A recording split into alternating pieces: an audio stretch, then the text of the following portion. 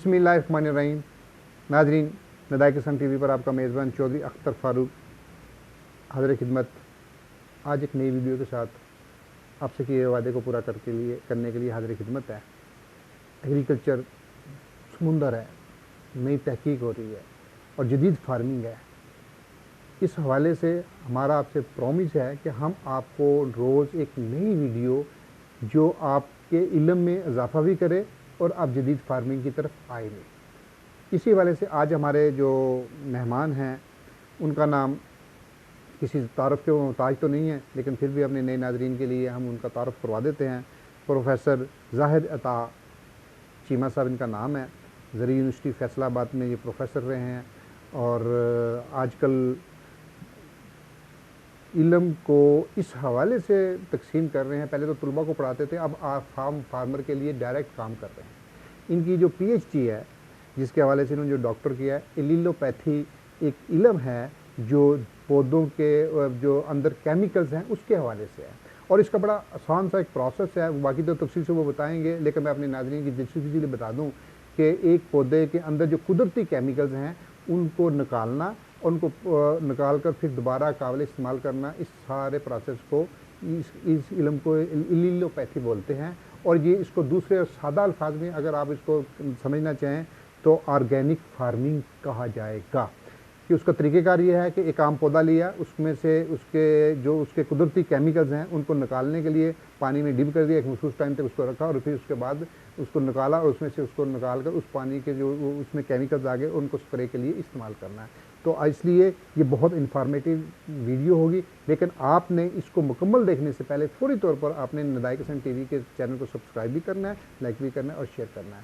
आइए अपने मेहमान से बात करते हैं। अस्सलाम वालेकुम सर। वालेकुम अस्सलाम। सर, आप ज़रा मेरे नाजरीन को अपना पूरा तारफ़ करवाइए ताकि वो आपकी बातें सुन सकें और आपके इल्म से बराह रास्त मुस्तफ़ीद हो सकें। शुक्रिया। ये जो इन्होंने बताया कि मैं ज़रिया यूनिवर्सिटी में रहा हूँ प्रोफेसर, 37 साल मैंने वहाँ सर्विस की है और पीएचडी मेरी एलिलोपैथी पे है।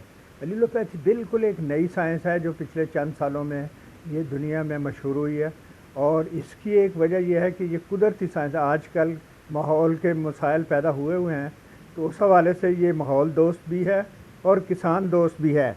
तो इसके ज़रिए हम जो है वो किसानों की मदद करना चाहते हैं। हम किसानों को बताना चाहते हैं कि ये एक साइंस है, इसको हम बड़े आसानी से इसको इस्तेमाल कर सकते हैं। हमने बड़े इस पर तजर्बात किए हैं और उन तजर्बात को हम चाहते हैं कि उसके नतायज जो है आप तक पहुँचें। इससे ख़र्चा इसमें कुछ भी नहीं है और लेकिन ये फ़ायदा बहुत है। जी, मैं आपसे ये पूछूंगा कि आप मेरे नाज़रीन को ये बताएं कि ये इसको आसान तरीके से वो कैसे बराह रास्त ले सकते हैं, ये फ़ायदा है, या आपसे रब्ता करें, या अगर वो खुद कुछ करना चाहें तो उनको तरीक़ेकार ज़रा बताइएगा। हाँ जी, मुझसे भी रब्ता कर सकते हैं और मैं अपना नंबर बता दूंगा 03336531 उसके अलावा आप नदाए किसान से भी रब्ता कर सकते हैं। इनके पास भी हमारा नंबर है और मेरे से इनका रब्ता है। अब इसको बनाने का तरीका ये है कि हमने ज़्यादातर जो है वो काम ज्वार, जिसको सॉरगम कहते हैं, कई इलाकों में चरी कहते हैं, ज्वार जो है ना, इस पे काम किया है।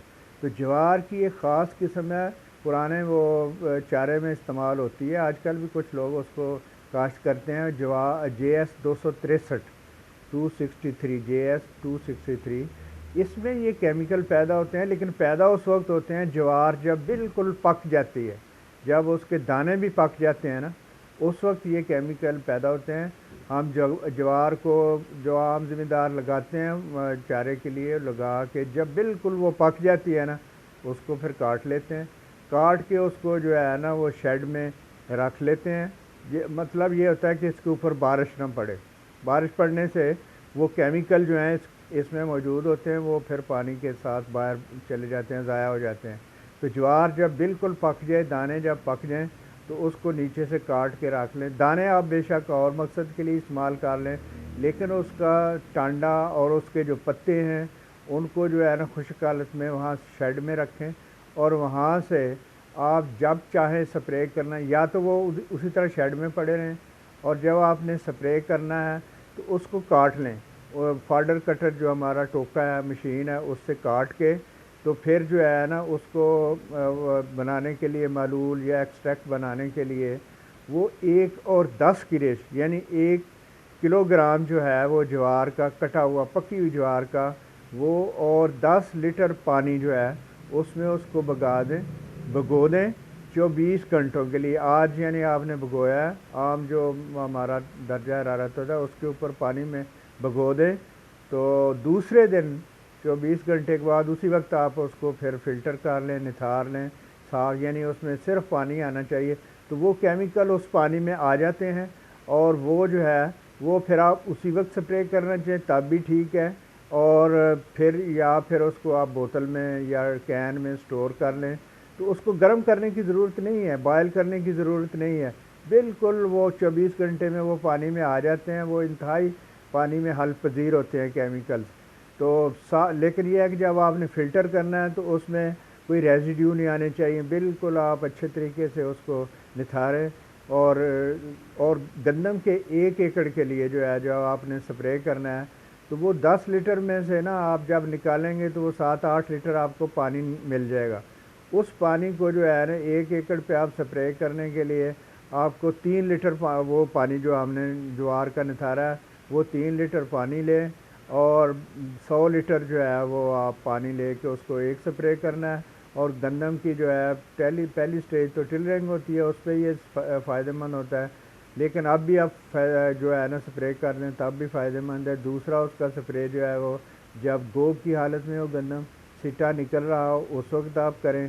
तो इन दोनों स्प्रे से पैदावार में 25% तक इजाफा हो जाता है, और अगर एक स्प्रे करें तो उससे 10 से 15% तक फ़ायदा होता है। लेकिन शर्त यही है कि वो ज्वार की जो किस्म है 263 हो, और दूसरी किस्मों में शायद इतने केमिकल नहीं होते, तो ये एक शर्त है। दूसरा, वो ज्वार बिल्कुल पकी हुई होनी चाहिए। ये तो है उसका स्प्रे के वाले। वैसे आप ज्वार को जो है, इस ज्वार को अगर आप फसलों की जो हेर फेर है उसमें इसको शामिल करें तो ये इस लिहाज से फ़ायदेमंद है कि ये कई फिर जड़ी बूटियों को भी जो है ना कम करने में मुफीद साबित होती है। डॉक्टर साहब, ज़रा मेरे नाज़रीन को ये भी बताइएगा कि ऑर्गेनिक फार्मिंग और दूसरी फार्मिंग में फ़र्क इतना है, वहाँ केमिकल्स इस्तेमाल होता है, इसमें नेचुरल तरीक़ेकार इस्तेमाल होता है। वो जो केमिकल्स हैं उसके इंसानी ज़िंदगी पर क्या असर आता है उसके?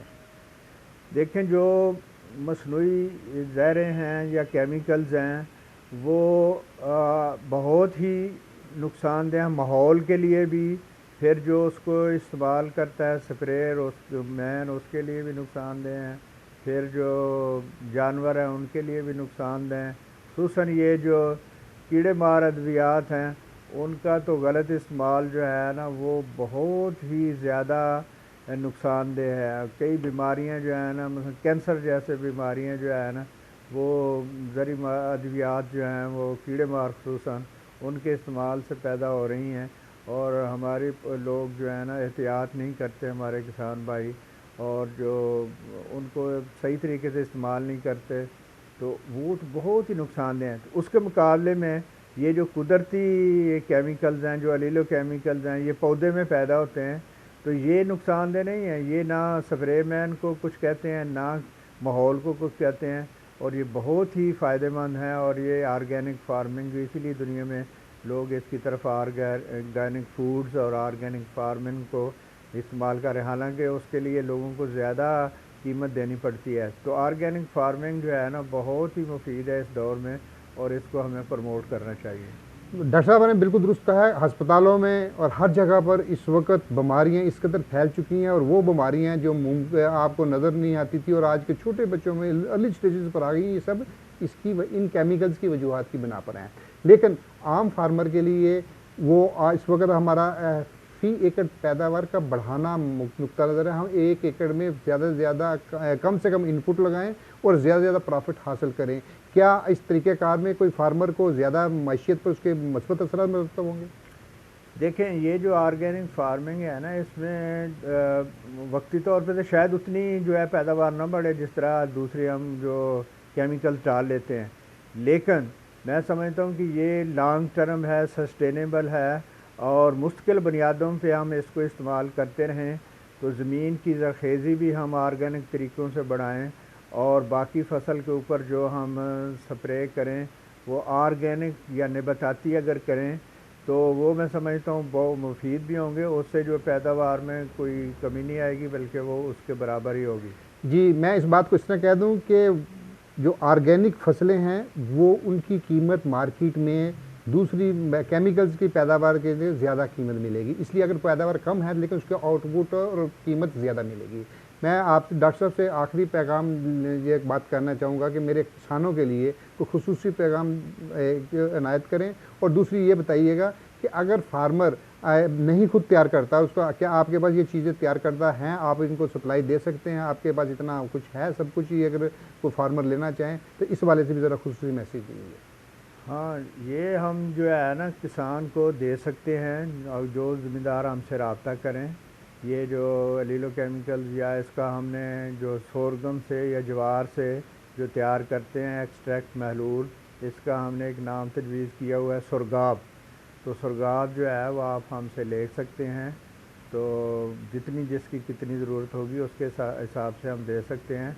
लेकिन किसान ख़ुद भी ये तैयार कर सकते हैं, ये कोई इतना मुश्किल काम नहीं है। जो तरीका मुझसे ज़मींदार पूछना चाहेंगे किसान भाई, मुझे बड़ी खुशी होगी कि मैं उनको ख़ुद भी बता दूंगा। ये कोई मुश्किल तरीका नहीं है, बड़ा आसान तरीका है। नाजरीन, आपने प्रोफेसर डॉक्टर जाहिद अता चीमा साहब की बातें सुनी।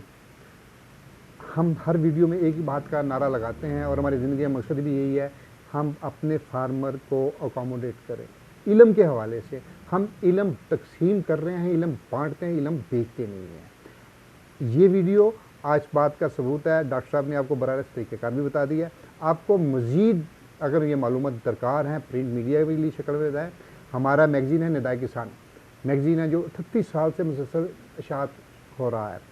जाहिद अता चीमा साहब उसमें बाकायदा उसके मतलब सरपरस्त हैं, उसके बोर्ड में शामिल हैं, और वो ये आर्टिकल्स उनके नेक्स्ट शुमारे में आपको मार्च में और हर शुमारे में आपको मिलेंगे। तो आपसे ये रिक्वेस्ट है कि आप हमारे इस काम में ताउन कीजिए, अपना हिस्सा डालिए। और आपका हिस्सा डालने का तरीक़ेकार ये है कि जब आप ये टीवी देख रहे हैं, जब आप ये चैनल को देख रहे हैं, आप इसको सब्सक्राइब करिए, शेयर भी करें और लाइक भी कीजिए। और इंशाअल्लाह अज़ीज़, हमने हमारा नंबर इसके ऊपर डिस्प्ले पे चल रहा है। आपने अगर जाहिद अता चीमा साहब से डायरेक्ट रब्ता करना है, वो भी उन्होंने अपना नंबर बता दिया है। हमारा कोई पर्दा नहीं है। अल्लाह हाफ़िज़। आप जब तक के लिए हमें इजाज़त दीजिए। इंशाअल्लाह एक नई वीडियो के साथ फिर दोबारा हाज़िर होंगे। किसान जिंदाबाद, पाकिस्तान पाइंदाबाद।